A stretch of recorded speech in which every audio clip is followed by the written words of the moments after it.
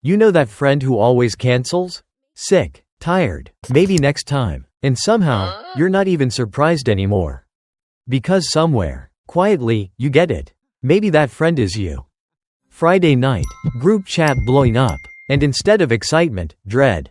Not because you hate people, but because your couch, your silence, your lighting, that's not nothing. That's everything. If that just made you exhale, keep watching. You're about to feel very seen. Here's what nobody tells you about people who love staying home. It's not laziness. It's not fear. It's not even introversion, not entirely. It's biology. Every social interaction, even a good one, costs something. It drains a battery. And for some people, only one thing recharges it: stillness. Extroverts plug into people. Their energy builds in a crowd. But for 1/3 of the population, the crowd is the drain. Home is the charger. Psychologists call this optimal arousal theory. Some nervous systems need more stimulation to feel alive. Others are already running hot. They don't need the volume turned up. They need it turned down. That's not a flaw. That's just how the wiring works. But here's where it gets more interesting. It's not just about energy. It's about control. Picture this. You walk into a party.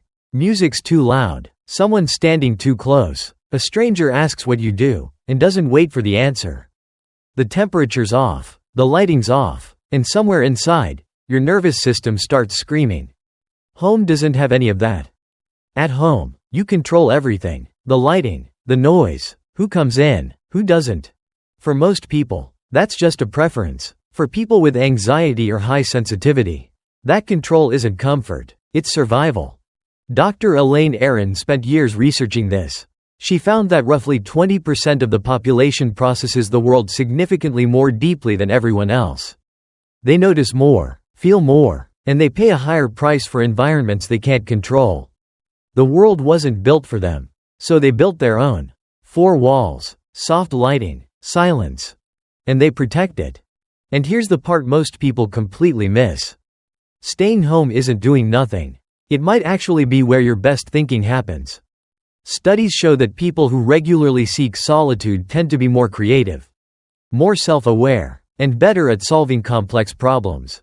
Not because they're smarter, but because they gave their brain something most people never do: space.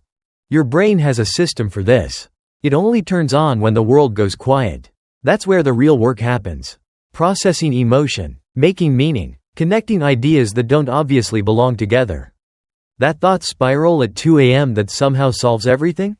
That idea that came out of nowhere on a slow Sunday afternoon? That wasn't distraction. That was your brain finally getting room to breathe. And honestly, what if your best life isn't at a rooftop bar with 40 people? What if it's a good documentary?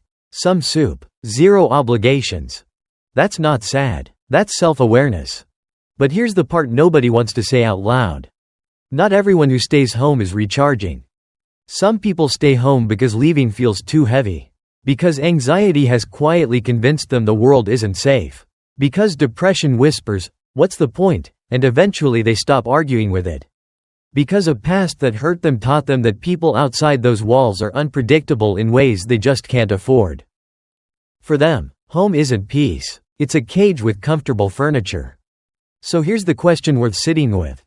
Are you staying home because it fills you up? Or because leaving has started to feel impossible?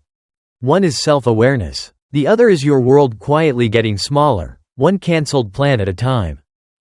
If it's the second one, that deserves more than another episode and a cozy blanket. It deserves attention. Here's the truth. If you genuinely love being home, not hiding, not shrinking, but actually restored by solitude, you are not broken. You're not boring. You're not missing out. You're just wired differently. You notice what most people rush right past. The way afternoon light shifts across the floor. The specific quiet of a Sunday with nowhere to be. The version of yourself that only shows up when no one is watching. That's not emptiness. That's depth. And depth, in a world obsessed with noise, is one of the rarest things there is. So be honest. Are you staying home because you love it, or because something in you is slowly giving up? Drop it in the comments.